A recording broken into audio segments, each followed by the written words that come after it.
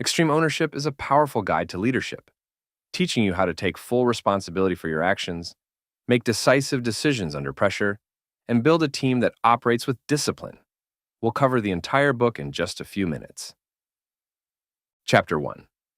Extreme Ownership. Imagine you're in the middle of a high-stakes battlefield, bullets flying, adrenaline pumping. Every decision you make could mean life or death. Now imagine making a mistake, a devastating mistake, that leads to friendly fire, injuring your own team. What would you do? Would you look for someone to blame? Would you make excuses, saying the chaos of war made it inevitable? Jocko Willink didn't. Instead, he stood in front of his men and took full responsibility. No blaming, no deflecting, just ownership. He admitted that the fault was his and that it was his job to ensure it never happened again. And this is the core lesson of extreme ownership. Leaders own everything. Every success, every failure, it all comes back to leadership. Think about your own life. At work, at home, in relationships. How often do we point fingers when things go wrong? We blame the economy for our business struggles. We blame our boss for not promoting us. We blame our spouse for a failing relationship. But what if, instead, we looked in the mirror and asked, what could I have done differently? Jocko's experience in war isn't just about combat. It's about leadership in every aspect of life. The moment you start taking full responsibility, everything changes. Instead of waiting for others to fix things, you take action. Instead of being at the mercy of circumstances, you create solutions. Extreme ownership isn't just a principle. It's a mindset. And it's the difference between leaders who succeed and those who fail. Please don't forget to like the video and subscribe to the channel. Chapter 2. No bad teams, only bad leaders. Picture this. SEAL training, the most grueling military course on the planet. Teams compete in boat races, pushing their physical and mental limits. One team consistently loses. They are exhausted, demoralized, snapping at each other. Meanwhile, another team wins almost every race, moving like a well-oiled machine. The instructors decide to run an experiment. They switch the leaders of the two teams. The struggling team gets the winning team's leader, while the high-performing team gets the struggling leader. What happens? Almost immediately, the failing team starts winning. Same people, same conditions, completely different results. Why? Because leadership changed. This is the essence of the principle. There are no bad teams, only bad leaders. A great leader doesn't complain about the people they have. They don't say, well, my team just isn't good enough. They take ownership and make the team better. Think about a workplace scenario. Two managers are given identical teams. One produces amazing results, the other struggles. It's easy to assume that the winning manager got lucky with a better team. But the truth is, great leadership creates great teams. It sets the tone, creates accountability, and drives performance. Jocko and Leif saw this firsthand. When standards were raised, when expectations were clear, when the leader took responsibility, teams transformed. And this applies to every team, whether in business, sports, or family life. So, if your team isn't performing the way you want, ask yourself, are you setting the right example? Are you making excuses or making improvements? Because leadership isn't about waiting for the perfect team. It's about making the team you have into something great. Chapter 3. Believe. Imagine being handed a mission that seems impossible, one that doesn't make sense, one that feels doomed from the start. That was the situation Jocko Willink and his SEAL team faced when they were told they had to train and fight alongside Iraqi soldiers. At first, the idea seemed absurd. These soldiers were undisciplined, poorly trained, and often unreliable in combat. How could they be expected to fight alongside the most elite warriors in the world? The team resisted. They didn't believe in the mission. They didn't trust the plan. And as a result, their execution suffered. Frustration built up. The team wasn't operating at full capacity because deep down, They weren't committed. Jocko quickly realized something. If he didn't believe in the mission, neither would his men. Leadership isn't just about giving orders, it's about inspiring confidence in the mission. He took the time to understand the strategy behind the decision. He asked questions, challenged assumptions, and eventually came to see the bigger picture. Once he fully believed in the mission, he was able to communicate that belief to his team, and everything changed. The SEALs went from resisting the mission to taking full ownership of it. They trained the Iraqi soldiers with discipline and structure. They set clear expectations. They built relationships. And over time, their allies transformed from liabilities into assets. The mission succeeded, not because circumstances changed, but because belief changed. This lesson applies to all areas of life. Whether you're leading a business, coaching a team, or managing a household, belief is the foundation of success. If you don't believe in what you're doing, your team won't either. And without belief, execution will always fall short. If you ever find yourself struggling to commit to a goal, take a step back. Ask questions. Seek clarity. Because once you truly believe, you'll have the power to lead with conviction, and that conviction is what moves people to action. Chapter 4. Check the ego. Ego is a silent killer of success. It blinds us, makes us defensive, and prevents us from learning. And in high-stakes environments, whether on the battlefield or in the boardroom, unchecked ego can be fatal. Jocko and his team learned this the hard way. In one operation, a junior SEAL officer received an order from his leadership that didn't make sense. Instead of seeking clarity, he let his frustration take over. He felt that questioning the plan would make him look weak, so he carried out the mission as directed, even though he knew there was a better way. The result? The mission faltered. Unnecessary risks were taken. Mistakes were made. The officer's ego got in the way. He was so focused on proving himself that he lost sight of the bigger picture. And this is a problem we all face. How often do we reject feedback because we don't want to admit we're wrong? How often do we push forward with a bad plan just because we don't want to look like we're second-guessing ourselves? Great leaders do the opposite. They put the mission before their pride. They listen to feedback, admit when they're wrong, and seek out better solutions.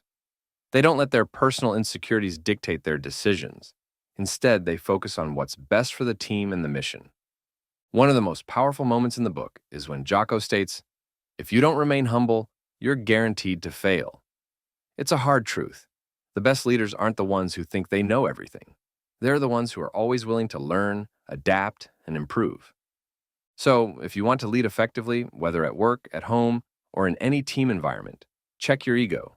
Accept feedback, ask for help when needed, and always, always prioritize the mission over personal pride. Because the moment you start thinking you have all the answers is the moment you stop growing as a leader. Chapter 5. Cover and move. Imagine you're in the middle of a combat operation. Your team is moving through an enemy-controlled city, clearing buildings, watching every corner, every rooftop. Suddenly, gunfire erupts from a nearby alley. What do? Do you rush ahead alone, hoping for the best? Or do you rely on your team to cover you while you maneuver to safety? This is the principle of cover and move, the fundamental tactic of teamwork in combat. One unit provides suppressing fire while another moves forward. Without it, chaos ensues. But this principle isn't just for the battlefield, it applies to business, relationships, and life. No matter what team you're on, success depends on working together. In business, teams often fail not because of a lack of talent, but because of a lack of coordination. Departments operate in silos, competing against each other instead of supporting a shared mission. Imagine a company where sales blames marketing for poor leads, marketing blames sales for not closing deals, and operations is left scrambling to make sense of it all. This is what happens when people forget that they're on the same team. Jocko and Leif saw this issue repeatedly in both combat and corporate environments. The best teams don't just look out for their own responsibilities, they actively support others.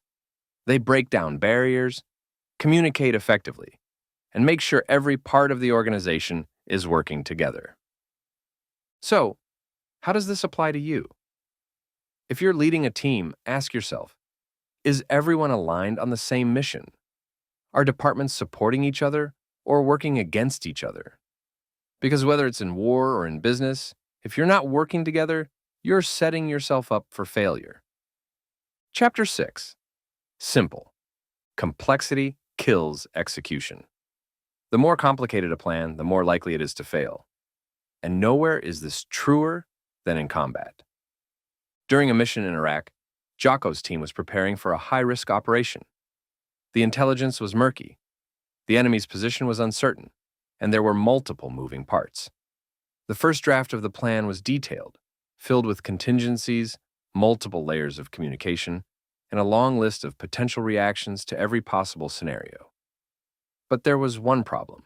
It was too complicated.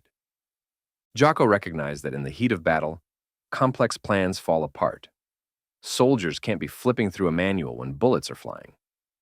So they simplified it. They distilled the plan down to the essential steps, clear, straightforward, and easy to remember. When the mission unfolded, they were able to adapt and execute effectively because everyone understood exactly what needed to be done. Now, think about your own life. Have you ever worked on a project that had too many steps, too many meetings, or too many people involved? Have you seen a plan fall apart simply because it was too difficult to follow? The best leaders understand that simplicity is key. This applies to business strategies, company policies, and even personal goals. The more direct and clear your approach, the more likely it is to succeed. If a plan is so complicated that people can't remember the key points, it's doomed before it even starts. So, whether you're leading a team, running a business, or just trying to stay organized in life, remember this: simplify everything. Make your goals clear, your instructions concise, and your execution smooth. Because when things go wrong, and they always will, the simpler your plan, the easier it will be to adapt and keep moving forward. Chapter 7. Prioritize and execute. Picture yourself in complete chaos. Alarms blaring, people shouting conflicting instructions, and 100 different problems demanding your attention all at once. Your heart is pounding, and the pressure to make the right decision is immense. What do? This is the reality that Jocko Willink and his SEAL team faced under heavy enemy fire in Iraq. The battlefield was unpredictable, and at any moment, a wrong move could mean failure, or worse, death. In these moments of extreme stress, one principle became their guiding light: prioritize and execute. Jocko recalls a mission where his team was pinned down, taking fire from multiple directions. It was a situation where panic could have taken over, leading to indecision and disaster. But instead of trying to fix everything at once, they focused on the most immediate threat. They prioritized, first, suppress enemy fire, then communicate with supporting units, then move to safety. By tackling one problem at a time, they regained control of the battlefield. This principle isn't just for war. It applies to everyday leadership. Think about your job. Maybe you've had a day where emails are piling up, your boss is demanding a report, and a coworker is asking for help. If you try to juggle everything at once, you end up making mistakes, feeling overwhelmed, and ultimately getting nothing done efficiently. Instead, great leaders take a breath, assess the situation, and focus on the most pressing task before moving to the next. Jocko puts it simply: relax, look around, make a call. It's a reminder that even in the most intense situations, staying calm and methodical is key. Whether on the battlefield or in the boardroom, leadership is about making tough calls, focusing on what matters most, and executing with precision. So, the next time life feels overwhelming, remember, don't let the chaos control you. Prioritize, execute, win. Chapter 8. Decentralized Command. Imagine a company where the CEO micromanages everything. Every decision, big or small, has to go through them. What happens? The company slows down, people feel suffocated, and when a crisis hits, no one knows how to act without permission. It's a recipe for failure. This is why decentralized command is so essential. It's the idea that leaders cannot, and should not, control every detail. Instead, they must empower their teams to make decisions. Jocko saw this firsthand in Ramadi. His SEAL unit was responsible for leading complex operations where every second counted. If the team had to wait for top-down decisions in the middle of combat, they would fail. So instead, leadership was spread out. Each unit had its own leader, who understood the mission and was trusted to act independently. If an opportunity arose, they didn't need permission. They took action. This principle is just as critical in business. Think about a restaurant during rush hour. If every minor decision had to go through the manager, service would grind to a halt. But when the staff understands the mission, to serve customers efficiently, they can adapt in the moment, whether it's adjusting seating arrangements or handling special requests. Jocko explains it clearly. Junior leaders must be empowered to make decisions. This doesn't mean chaos. It means training people so well that they understand not just what to do, but why they are doing it. When everyone is aligned on the bigger mission, they can think on their feet and lead within their roles. The best teams, whether in the military or in business, are those where leadership is distributed, trust is strong, and individuals are empowered to take action. When leaders step back and allow their teams to step up, everyone wins. Please don't forget to like the video and subscribe to the channel. Chapter 9. Plan. Picture this. You're tasked with rescuing hostages in a high-risk combat zone. Every second counts, and one wrong move could cost lives. Do you rush in with guns blazing, hoping for the best? Of course not. Success in any mission, whether in war, business, or life, starts with a solid plan. Jocko and his SEAL team knew this firsthand. Before executing any mission, they planned meticulously. They didn't just think about the objective, they thought about every possible obstacle, every potential failure point. They ran through worst-case scenarios and developed contingency plans so that when things went sideways, and they always did, the team wouldn't panic. Instead, they'd adapt because they had already planned for chaos. Now, think about your own life. Have you ever jumped into something without a plan? Maybe you launched a project at work, only to realize you didn't account for a critical step. Or you tried to organize a big event, but forgot to consider a backup venue.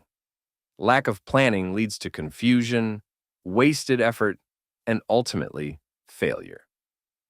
Jocko says it best. The best teams employ thorough planning. This doesn't mean overcomplicating things. The key is to keep the plan simple, clear, and easy for everyone to understand. A good plan ensures that everyone knows their role and can execute without hesitation. So, before you take action, whether it's a major business decision, a personal goal, or even just planning your week, take the time to map it out. Prepare for obstacles. Make sure your team understands the mission. And always have a backup plan, because in both war and life, things rarely go exactly as expected. Chapter 10. Leading up and down the chain of command. Leadership isn't just about giving orders, it's about communication in both directions. Imagine you're a team leader in a company, and your boss is making decisions that don't make sense. You could complain, stay frustrated, and wait for them to figure it out. Or you could step up and make sure they have the right information to make better decisions. Jocko and his team understood that leading wasn't just about managing those beneath them. They had to lead up the chain of command as well. That meant keeping their superiors informed, providing solutions instead of problems, and making sure that leadership at all levels was aligned. If a superior wasn't making a decision fast enough, instead of blaming them, they asked, "What information does my boss need? How can I communicate more effectively?" At the same time, they also had to lead down. making sure their subordinates had clear instructions and understood the bigger picture. A leader who only takes orders from above without guiding their team is just a middleman, not a true leader. And a leader who ignores their boss and acts independently creates chaos. Jocko puts it bluntly. If your boss isn't making a decision in a timely manner, don't blame the boss. First, blame yourself. That's a hard pill to swallow, but it's the truth. The best leaders take full responsibility for communication, both up and down. This lesson applies everywhere. If you're an employee, don't just complain about management. Help them see what they're missing. If you're a manager, don't just bark orders. Make sure your team understands why their work matters. Leadership is about bridging the gap between vision and execution, and that requires clear, proactive communication at every level. Chapter 11. Decisiveness amid uncertainty. Imagine you're a soldier positioned on a rooftop in a war zone, scanning the streets below through a sniper scope. Your mission is to provide overwatch, to protect your team from enemy threats. But suddenly, you see movement in the distance. A figure emerges, possibly carrying a weapon. The adrenaline spikes. Do you pull the trigger? Do you wait for confirmation? What if waiting means your team gets ambushed? This is the brutal reality of combat decision-making. There is rarely perfect information. Hesitate too long, and you risk failure. Act too soon, and you could make a grave mistake. Jocko and his team faced this situation many times in Iraq. They learned that the worst thing a leader can do is freeze, waiting for the perfect decision instead of making the best one with the information at hand. This applies beyond the battlefield. In business, leaders who delay decisions because they're waiting for more data often lose to competitors who move quickly. Think about a company launching a new product. If leadership waits for every possible risk to be assessed, they might miss the market opportunity altogether.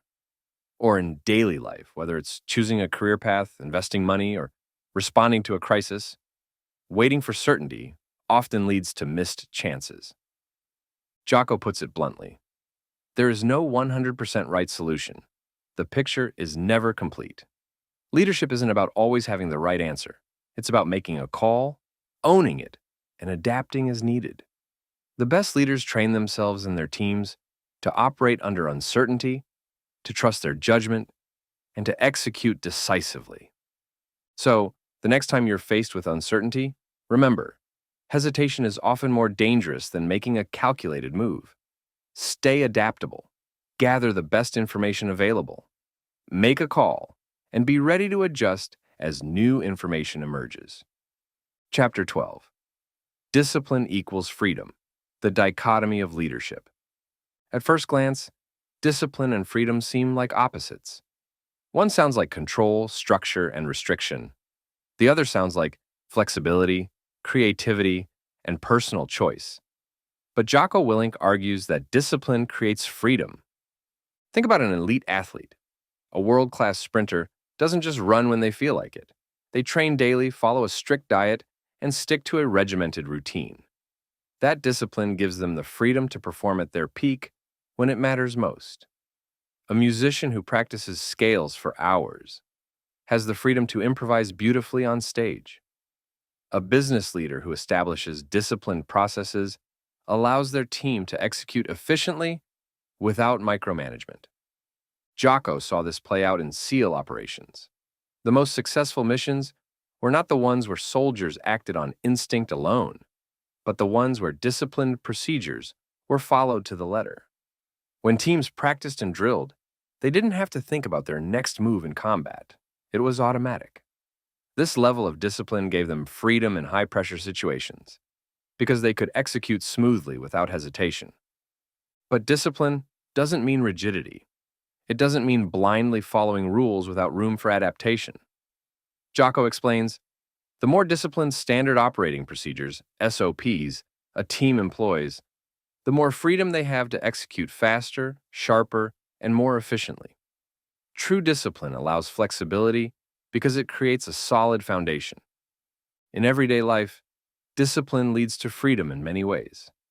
Financial discipline, saving money and avoiding unnecessary debt, creates the freedom to make big life choices without financial stress. Physical discipline, consistent exercise, and a healthy diet gives people the freedom to live longer, healthier lives. Professional discipline, learning skills, and staying consistent leads to career opportunities and flexibility. The takeaway? If you want more freedom in life, start with discipline. Build strong habits. Stick to a routine. Master the fundamentals. Because in the end, discipline isn't about restriction. It's about unlocking your full potential.